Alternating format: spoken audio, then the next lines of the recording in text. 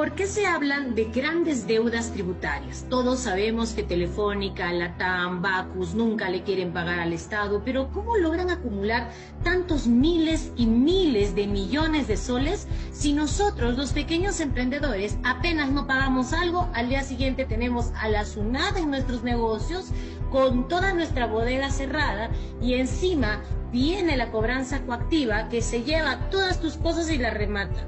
¿Cómo hacen ellos que pueden acumular miles de millones en deuda y nosotros no? Pues hoy te cuento cuál es el mecanismo.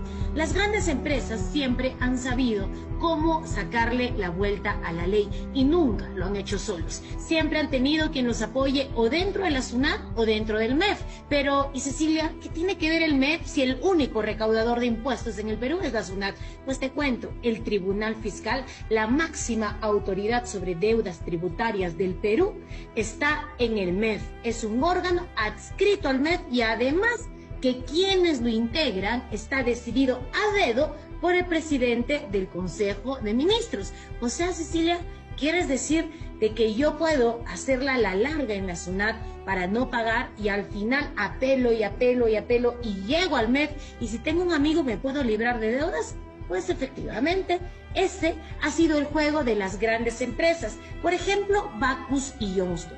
Bacus le debe al Perú, y acá tengo la cifra exacta, más de 1.923 soles. Es que no estamos hablando de poca cosa. 1.923 millones de soles. Es como si le estuviera debiendo Bacus cerca de 20 hospitales del Perú, un hospital por región. ¿Y cómo hizo Bacus? Pues Bacus tuvo la grandiosa idea de coger a su ex gerente general llamado Fernando Zavala y de ponerlo nada más y nada menos como presidente del Consejo de Ministros en la época de PPK. ¿Y cómo un gerente de una cervecería va a ser premier?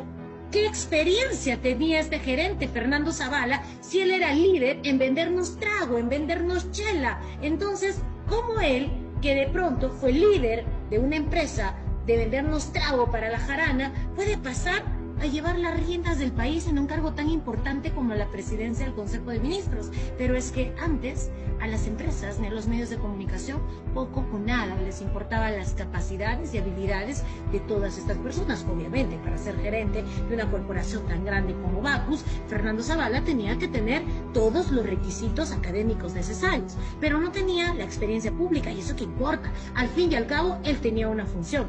Él debería llegar a la PCM para poder poner a dedo a sus amigos en el Tribunal Fiscal y de este modo lograr que su empresa, su patrocinada, Bacus, su ex empresa que le daba trabajo, pueda tener un aliado dentro del Tribunal Fiscal para que dejaran de pagar los impuestos y puedan prescribirse como siempre lo han hecho, porque esta ha sido la grande jugada de los grandes empresarios, y es por eso que los de la CONFIEP, y es por eso que los empresarios mineros siempre han querido poner su gente en estos puestos, para que puedan librarse de impuestos.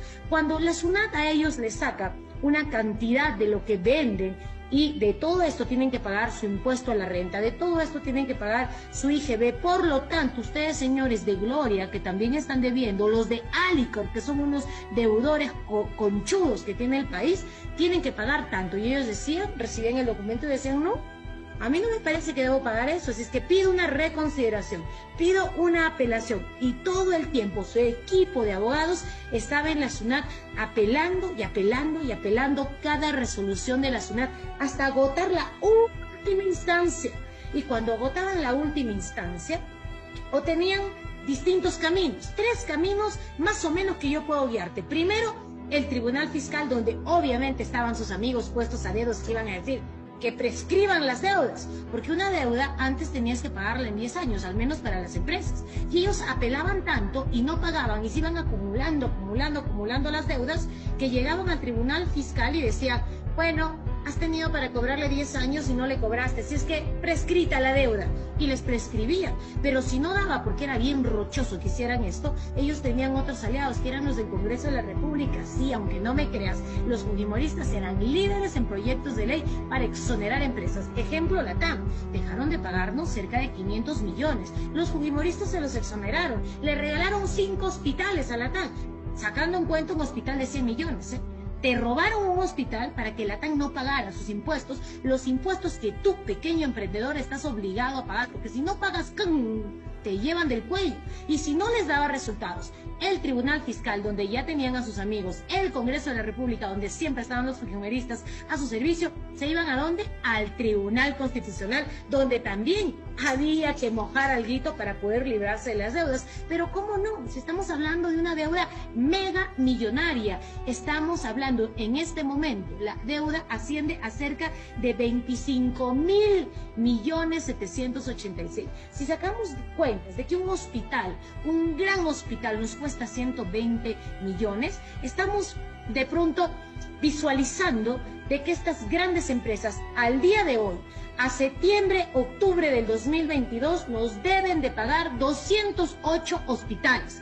Eso quiere decir, dividido entre los 24 departamentos, ellos no nos quieren pagar 8 grandes hospitales por departamento. Si tu departamento tiene 8 provincias, estamos hablando de un mega hospital para tu provincia. ¿Te das cuenta el nivel de dinero que ellos nunca quisieron pagar? ¿Y quiénes son estos conchudos que no le quieren a pagar al Perú? Empezando obviamente por los de Telefónica, por los del pésimo servicio, por los de la red que no llegan ni siquiera a la esquina.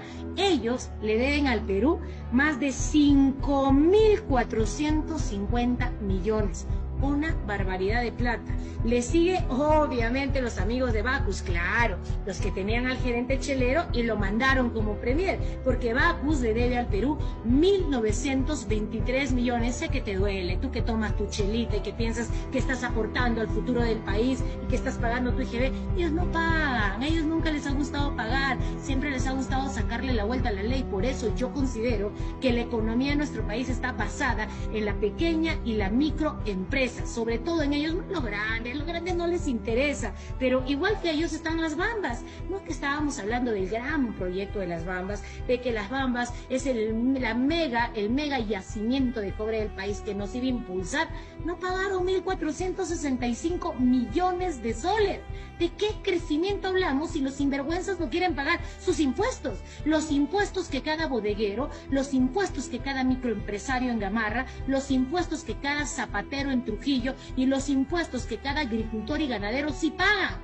Los de las Bambas, los que se llevan nuestros recursos, no lo pagan. Igualito a ellos están los de la minera Antapacay, que deben cerca de 1.311 millones de deudas, pero no son los únicos, los que le lavaban la plata, los que le daban todo al servicio a PPK, Alejandro Toledo, Alan García, los del Scotiabank, porque recordemos que en Scotiabank de Costa Rica le encontraron una cuenta a Alejandro Toledo que venía de sobornos de algunas empresas constructoras. Los de Scotiabank tampoco quieren pagar, le deben al país 1.466 millones de soles en deudas que no quieren pagar y que quieren que prescriban sus deudas, porque los señorones toda la vida quieren pedir que se les prescriba la deuda y no son los únicos. Está Gloria, está el BBVA, está Alicor y están todas estas empresas, cerca de 100 empresas que no le quieren pagar al país, justamente las 100 grandes empresas que tiene este Perú y que toda la vida han cuidado legislativamente, políticamente, gubernamentalmente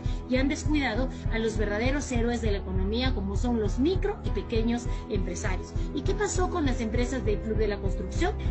Esto te va a sacar de cuadro. ¿Recuerdas los peajes cuando estás en Lima? Que cada vez que pasas por tu pista que hiciste con tu plata y con tus impuestos tienes que pagar un peaje. Pues OAS le debe a la SUNAT la módica suma de 591 millones y nosotros como país no tenemos la capacidad de poder cobrarles, a pesar que sabemos que ellos suben su peaje sin ninguna justificación y que han sido además producto de la corrupción. ¿Y por qué digo producto de la corrupción? Porque en la misma manifestación del ex gerente general de OAS, él decía claramente: nosotros apoyamos a Susana Villarán con 4 millones para su campaña y ella a su vez se comprometió, esto está en todos los actos fiscales, se comprometió en darnos un beneficio de 142 millones de dólares. ¿Y cómo íbamos a lograr ese beneficio? Pues subiéndole el peaje progresivamente hasta llegar al monto de 5 soles 90. Lo tenían planificado, nos entregaron, pero OAS, que tanto peaje está cobrando, al menos paga sus impuestos. no paga sus impuestos, lo mismo que Odebrecht. Odebrecht con todas sus razones sociales, porque tenía Odebrecht Perusac, Odebrecht Latinoamérica, tampoco le pagan al país.